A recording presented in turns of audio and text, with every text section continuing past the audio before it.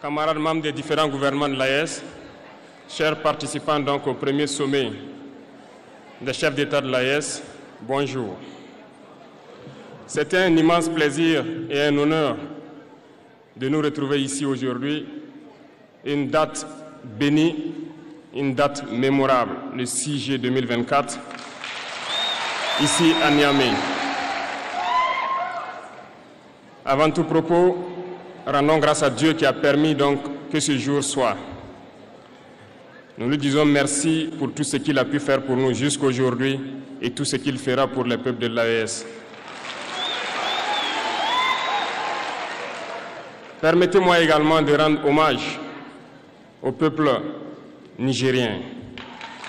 Ce peuple qui a tant souffert depuis l'avènement du CNSP et qui continue de rester debout. Merci aux Nigériens qui nous ont réservé un accueil chaleureux hier lorsque nous avons foulé le sol de notre patrie ici. Vous êtes plus que des amis, vous êtes plus que des voisins, vous êtes nos frères, vous êtes nos sœurs. Parce que la fraternité va au-delà de l'amitié ou du voisinage. Nous avons le même sang qui coule dans nos veines. Dans nos veines coule le sang de ces vaillants guerriers qui ont combattu et qui ont réservé ces terres que nous appelons Mali, Burkina et Niger. Dans nos veines coule le sang de ces vaillants guerriers qui ont aidé le monde entier à se débarrasser du nazisme et de beaucoup d'autres fléaux.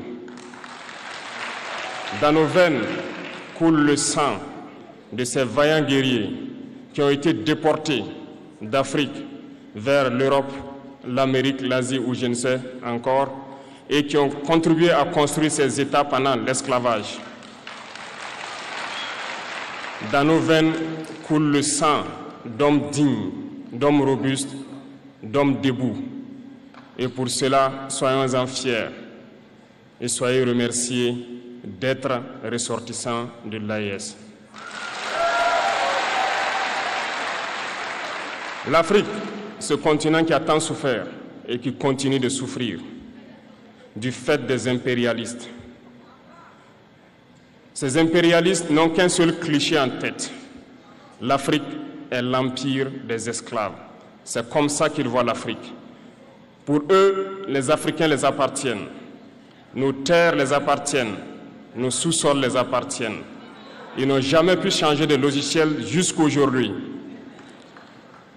C'est déplorable. Mais comment procèdent-ils? C'est malheureusement depuis donc ces années 60 où ces simulacres d'indépendance ont été donnés à l'Afrique. Ils n'ont juste fait que placer des valets locaux à la tête, selon eux, de leur sous-préfecture pour pouvoir continuer à les alimenter. Ces valets locaux que nous allons qualifier aujourd'hui d'esclaves de salon n'ont d'autre repère que de chercher à vivre comme le maître, à satisfaire le maître et à faire tout ce que le maître lui dicte.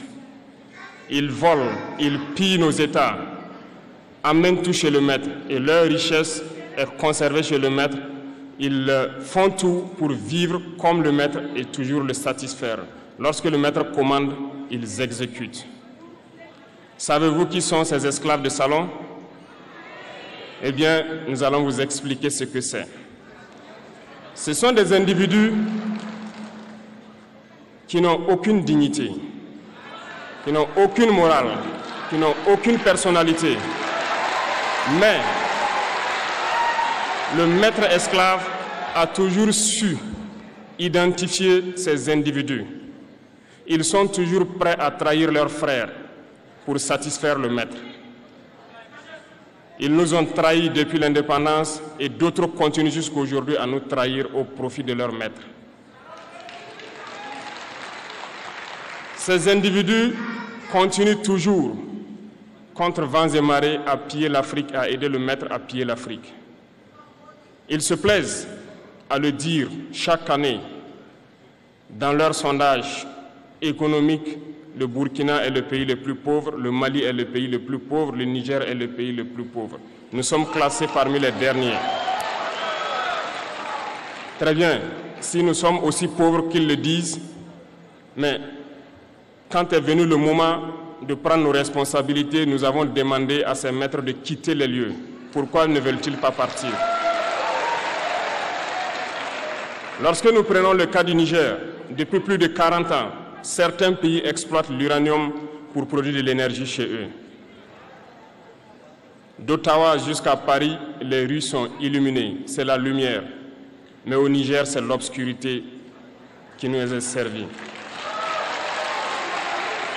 Lorsque vous partez dans nos États, nos sols sont troués de toutes parts pour rechercher les métaux précieux tels que l'or.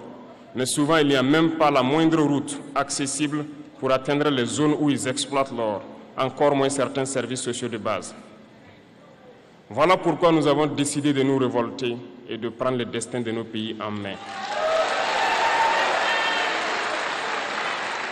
Il y a bien d'autres exemples.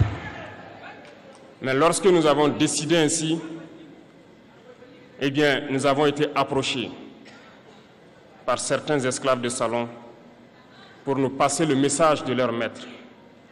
Parce qu'ils avaient créé cette sorte de chaîne polymère qui se relève à la tête de nos États pour les servir.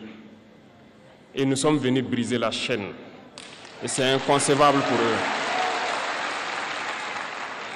Ils nous ont donc approchés et ils nous ont demandé de rentrer dans les rangs pour faire partir de l'élite qui doit diriger l'Afrique, parce qu'ils ont une élite formée et formatée qui doivent suivre, qui sont incrustés dans cette chaîne-là. Nous avons refusé de rentrer dans leur rang. Et dès lors, les hostilités ont commencé.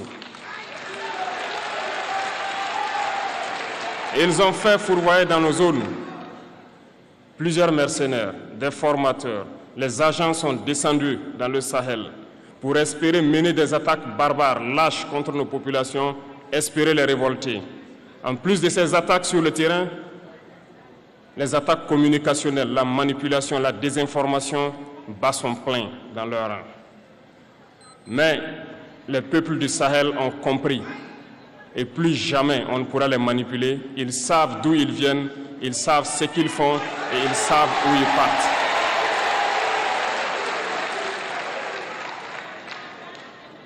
Nous n'allons plus permettre cela.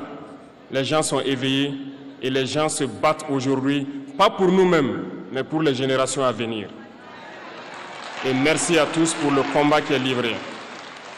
Cela ne nous fait jamais pleurer. Nous n'allons pas trembler. Nous allons affronter. Nous allons nous battre pour l'indépendance réelle, pour notre liberté. Parce que pour faire peur au peuple de l'AES, ces individus n'ont que 3 termes dans la bouche: démocratie, liberté, droits de l'homme. Bien sûr, leurs valets locaux ne sont élus que dans un processus démocratique, libre et transparent selon eux leurs valeurs. Quoi de plus normal qu'on veuille nous imposer cela, parce que c'est eux qui édictent les règles. Très bien, nous avons décidé de nous assumer. Voilà pourquoi un 26 juillet 2023, lorsque le Niger a décidé de tourner la page, les esclaves de salon et leurs maîtres sont montés sur les grands chevaux. Ils ont mis leurs valets locaux en avant et ont décidé de mener une guerre contre le peuple nigérien. Nous avons donc dit, quiconque osera s'en prendre au Niger nous aura en face, parce que nous mènerons une guerre sans merci jusqu'à la dernière goutte de sang pour quiconque osera s'attaquer à nos États. Cette parole, cette décision que nous avons eue hier est d'actualité aujourd'hui et sera d'actualité demain et pour toujours. Ainsi naquit l'AES le 16 septembre 2023 dans une architecture de défense mutuelle. Mais nous avons jugé nécessaire de prolonger et d'agrandir donc l'architecture de l'AES. Ce qui nous rassemble aujourd'hui doit nous permettre d'aller sur d'autres terrains en plus de la défense, notamment les finances et l'économie, les infrastructures, la santé, l'éducation, bref, j'en passe. Je souhaite donc que ces moments soient pour nous une histoire que nous allons écrire pour l'AES, mais surtout pour l'Afrique et pour le monde entier. Que Dieu illumine tout un chacun de nous. Que Dieu nous inspire dans ces tâches qui nous sont confiées. Et surtout, que lorsque nous faisons tous nos travaux, que nous ayons en tête une seule chose, l'intérêt suprême de nos populations. Sur ce, nous prions encore une fois de plus, bon Dieu, qu'il nous accompagne tous dans nos différentes tâches, qu'il protège nos combattants, qui, grâce à eux, nous permettent d'être assis ici et d'échanger autour de l'avenir de nos États. Soyez donc remerciés une fois de plus, peuple nigérien. Soyez unis et solidaires, peuple de l'AES, la patrie ou la mort. Wow, Capitaine Ibrahim Traoré, sans pitié, pas vrai? Moi, sincèrement, je suis un fan de Capitaine Ibrahim Traoré. Jeune leader charismatique, qui aime son peuple, qui aime l'Afrique.